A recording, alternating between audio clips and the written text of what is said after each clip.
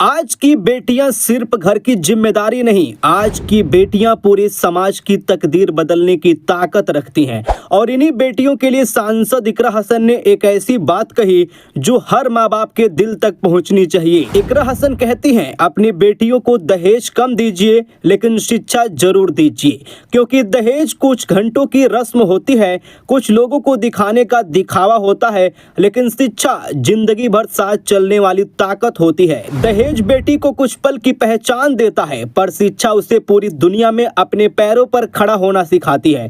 जब बेटी पढ़ी लिखी होती है तो वो सिर्फ अपने लिए नहीं, अपने पूरे परिवार के लिए ढाल बन जाती है। इकरा हसन की ये बात हर उस घर तक पहुंचनी चाहिए जहां आज भी बेटी को बोझ समझा जाता है। याद रखिए, जिस दिन हम बेटियों को दहेज नहीं, हौसले और शिक्षा देना सिखा देंगे, उस दिन समाज सच में आगे बढ़ने लगेगा। बेटियों को उड़ान दीजिए, क्योंकि परों की सबसे बड़ी ताकत ताली नहीं, तालीम होती है। एक ऐसे वक्त से हम गुजरे जिसमें अगर कोई ताकत मेरे पास थी तो वो सिर्फ और सिर्फ अल्लाह के बाद, ऊपर वाले के बाद मेरे तालीम की ताकत मेरे हाथ में थी।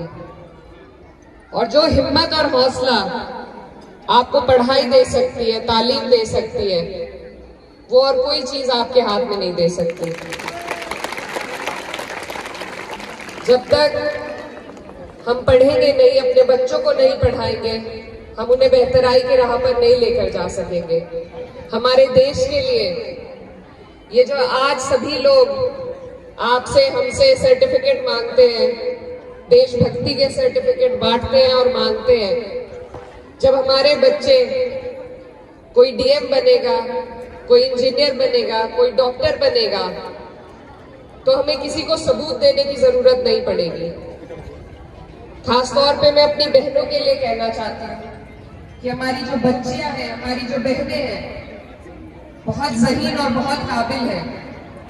बस जरूरत है कि उनके माँ बाप, उनके वालिदैन उनकी हिम्मत और हौसला अफजाई करें, उन पर यकीन करें कि हमारी बच्चियां, अगर हम उनके लिए मेहनत करके उन्हें सही तौर पर तालीम हासिल कराएंगे तो वो हर उस पैमाने से आगे निकल जाएंगी जो हमने उनके लिए सोच रखा है।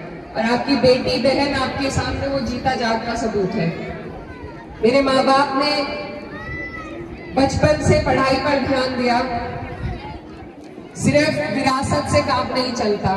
अगर मैं इतनी तालीम याफ्ता ना होती, अगर मेरे पास ये ताकत ना होती तालीम की, तो चाहे कितनी भी विरासत हाथ में हो, उसे आगे बढ़ाने की सलाहियत मुझ में ना आ पाती। तो मैं आपके सामने, क्योंकि मुझे कहा गया कि मैं यहाँ पर जो छोटी बच्चियां हैं और इस्लामिया एकेडमी की जो टीचर्स हैं, उनको इंस्पायर करने के लिए कुछ बात करूं। मैं बस यही कहना चाहती हूँ कि अगर हम ईमानदारी से मेहनत करके तालीम को हासिल करें, ये ना सोचें कि इससे क्या कमाई का जरिया बनेगा, इससे हम किस तरीके से कमाई कर पाएंगे, सिर्फ कमाई के लिए तालीम को ना सोचें।